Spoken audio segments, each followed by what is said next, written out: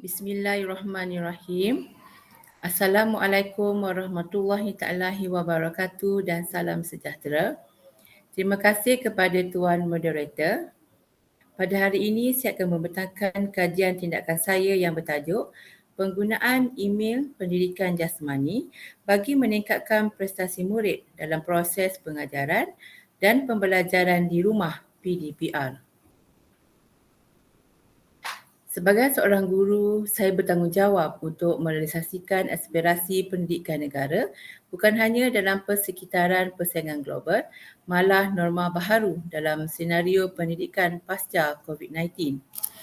Memang tidak dapat dinafikan bahawa penularan wabak COVID-19 telah menjadikan tugas guru semakin mencabar.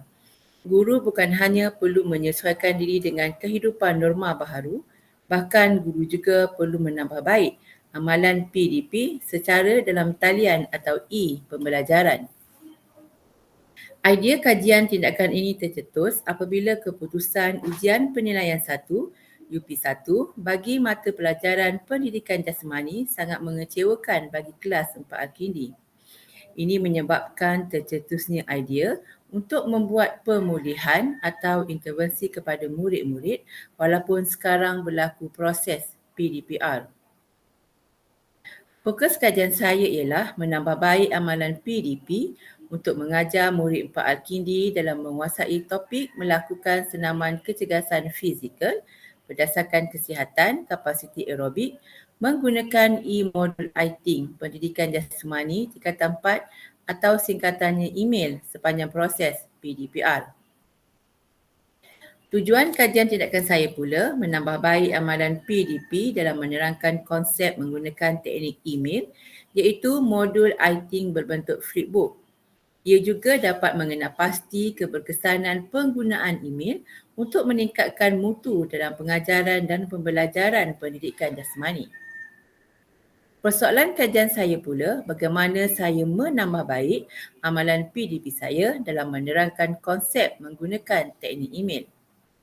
Bagi kajian tindakan saya ini, saya mensasarkan 12 orang murid tingkatan 4 Al-Kindi, SMK Keratung Rumpin Pahang. Reka bentuk kajian tindakan yang digunakan ialah menggunakan model kajian tindakan Kurt Lewin 1946. Bagi pengumpulan data ialah melalui pemerhatian dengan senarai semak dan markah ujian penilaian 1 atau UP1 dan ujian penilaian 2 atau UP2. Data pemerhatian dianalisis secara manual dengan menggunakan pola senarai semak, manakala data UP1 dan UP2 dianalisis secara manual juga menggunakan perbandingan peratus. Tinjauan awal adalah menggunakan senarai semak pemerhatian. Ianya adalah untuk mengenal pasti masalah pembelajaran yang dihadapi oleh murid. Pola senarai semak pemerhatian dilihat terhadap keperluan murid ketika proses PDPR dan kesediaan murid untuk mengulang kaji. Ini adalah senarai semak pemerhatian yang mempunyai 5 pola senarai semak.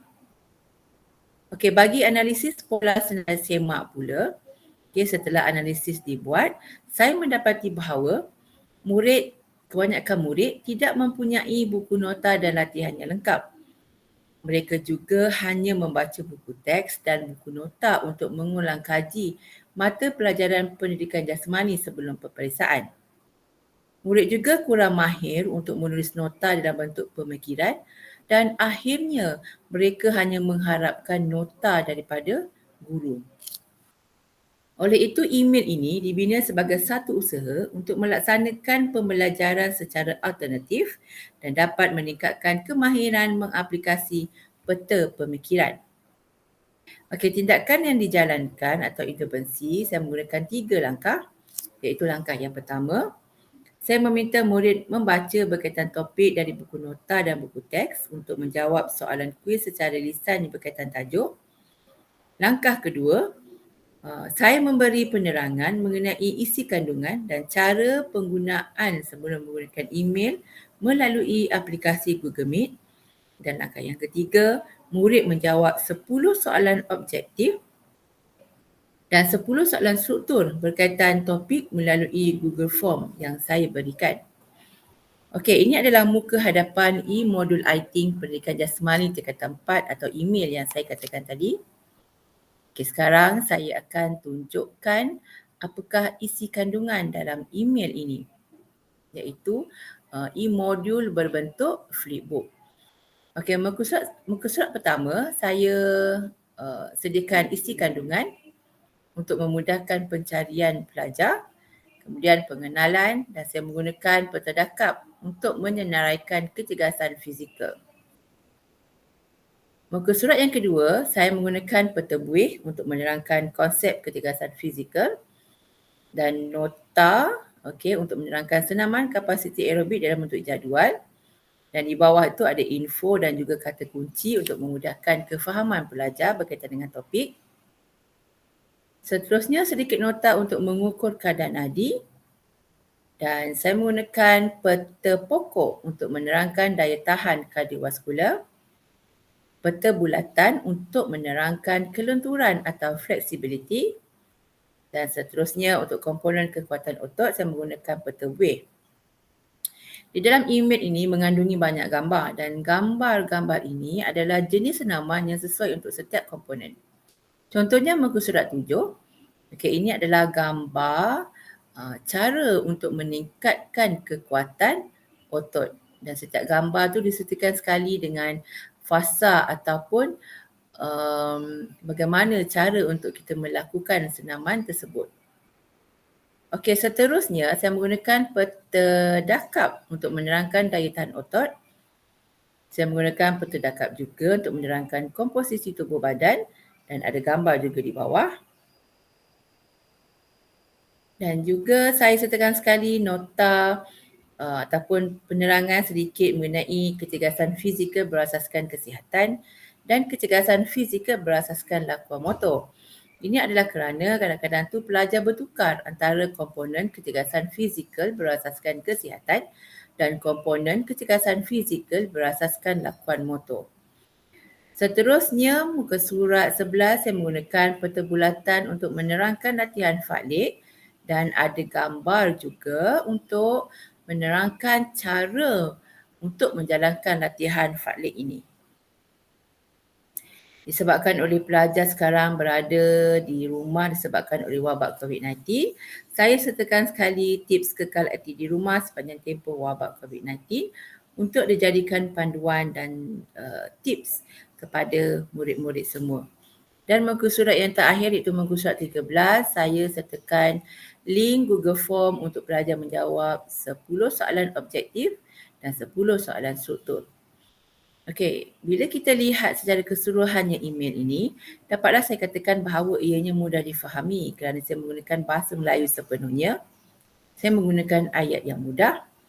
Ianya mempunyai banyak gambar, berwarna-warni, dan yang paling penting, ianya mudah diakses secara online ataupun offline. Okey, itu adalah berkaitan dengan keseluruhan email tadi.